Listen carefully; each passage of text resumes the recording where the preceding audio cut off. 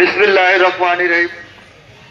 সাবেক 3 বার প্রধানমন্ত্রী দেশনেত্রী বেগম খালেদা জিয়ার রূপ মুক্তি ও দোয়া এবং আলোচনা সভার সম্মানিত সভাপতি জনাব মাওলানা ওয়াজেদ আলী সাহেব, আজকের প্রধান অতিথি ফুলবাড়িয়ার উন্নয়নের রূপকার সাবেক এমপি ইঞ্জিনিয়ার শামসুদ্দিন আহমেদের সুযোগ্য সন্তান তানভীর আহমেদ রানা সাহেব, আরো উপস্থিত আছেন ফুলবাড়িয়া উপজেলার বিএনপির সকল পর্যায়ের নেতৃবৃন্দ, আরো উপস্থিত আছেন আজকের আগত রানাবার সকল পর্যায়ের সফরসঙ্গী।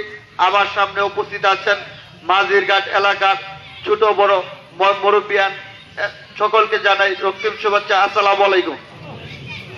প্রিয় ভাইয়েরা, এই মাঝিরঘাট আর হাসিম ইউনিয়ন বা ভাসদি গ্রাম বেশি দূর নয়।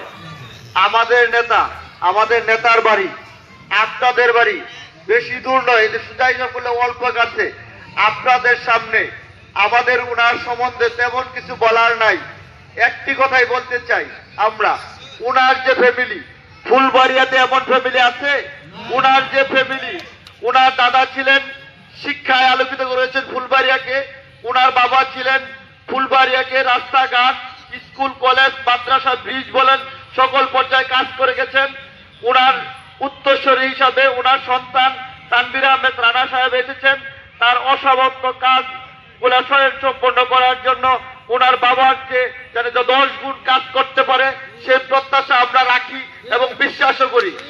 প্রিয় ভাইয়েরা, আসলে রাজনীতি অনেকেই করে, ব্যক্তি রাজনীতি নয়। আমরা কি চাই? আমরা চাই এলাকার উন্নয়ন। আমাদের উন্নয়ন দরকার। আমাদের উন্নয়ন করতে গেলে আমাদের এই ফ্যামিলিকে বিশ্বাস করতেই হবে, কারণ ওনাদের পূর্বের ইতিহাস আছে এলাকায় কাজ করার জন্য।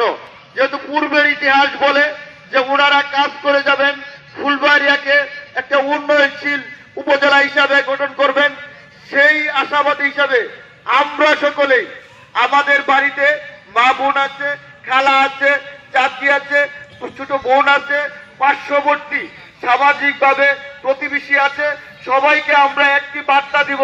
আমরা কথা বলবো যে আমরা উন্নয়ন করার মতো একটি ফ্যামিলি পেয়ে গেছি, একটি নেতা পেয়ে গেছি। সেই নেতার নাম হচ্ছে তানভীর হোসেন রানা। উনার হাতকে শক্তিশালী করার জন্য উনার পাশে দাঁড়াবেন, উনার সাথে সহযোগিতা করবেন সকলে উপস্থিত থেকে, এবং উনার যদি প্রোগ্রাম হয় ওই প্রোগ্রামে আপনারা সকলে উপস্থিত থাকবেন। আরেকটি কথা বলতে চাই,